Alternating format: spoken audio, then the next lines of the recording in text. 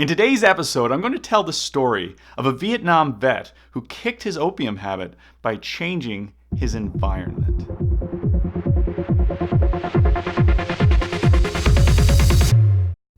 Mike Romano grew up in the 1950s in Milwaukee, Wisconsin. After getting into a fight in high school that resulted in him throwing someone through a window, he enlisted in the Army and was assigned to a unit of paratroopers in Vietnam. These paratroopers were nicknamed the jumping junkies. A few months after arriving in Vietnam, Mike was wounded by a Claymore landmine and was taken to hospital in Cameron Bay, where he first used opium. He became addicted, mostly smoking opium-laced joints, and had easy access to liquid opium as well. He remained addicted for the 13 months of his tour of duty and returned home an addict. Romano's story is actually typical. Drug use among soldiers was so rampant that the White House commissioned a study to investigate just how pervasive it was. They found out that before the war, only 1% of soldiers came in having ever been addicted to narcotics. But once in Vietnam, almost half tried narcotics and 20% became addicted. Government officials began to worry that returning vets would flood the country's drug treatment programs and stretch them beyond their capacity. They worried that returning vets wouldn't be able to hold down jobs and would turn to crime. Mike Romano was exactly the vet they were worried about. But when he got back to Milwaukee, things changed. He started dating a woman who quickly realized he was an addict and pressured him to kick his habit. He started a job, first in construction and house painting, but then started taking art classes at the University of Wisconsin at Milwaukee. He got a job designing posters for the bands that played at the student union. He had several relapse and quit cycles, but then he kicked the habit for good.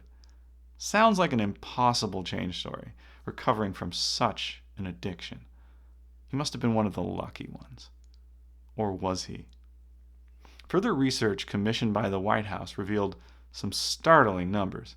Investigators called up addicted vets 8 to 12 months after their return to ask about their drug use.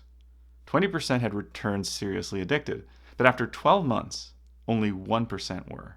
The same rate that had been using before the war. What happened?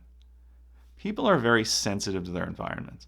We all want to wear the right clothes, say the right things, shop at the right stores. Because we try to fit in with our peers, behavior is contagious. Imagine you had to design an environment to extinguish drug addiction, an anti-drug theme park, if you will. What would it look like? It might look a lot like Mike Romano's neighborhood in Milwaukee. You would want to surround the addicted soldier with people who love him, like family and friends who could treat him like the drug-free person he used to be. You'd give him an interesting job to do, like making posters for rock bands, so his mind would be distracted from getting that next hit of opium. You'd create well-publicized campaigns against the use of drugs. You'd keep the drug economy underground. Addicted soldiers would have to sneak around to obtain and use their drugs. You'd make sure the soldiers' girlfriends pressured them into stopping using.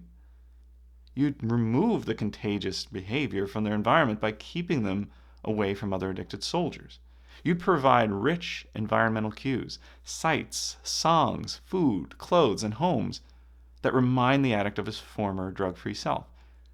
And that's what happened to Mike Romano. That's how he got clean. This story illustrates the subtle ways our environment acts on us by reinforcing or deterring our habits. When we think of habits, we often think of bad ones, like biting our nails and eating junk food when we're bored.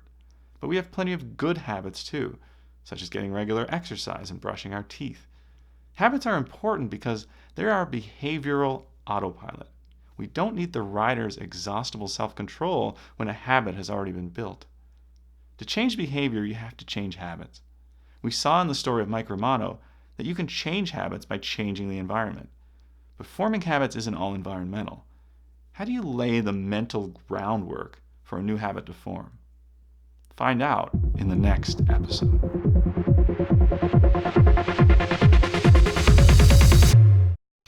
If you're watching this on YouTube, don't forget to hit the subscribe button so you don't miss an episode. On LinkedIn, click the follow button next to my name. On IGTV, you can just click the person icon with the plus next to it.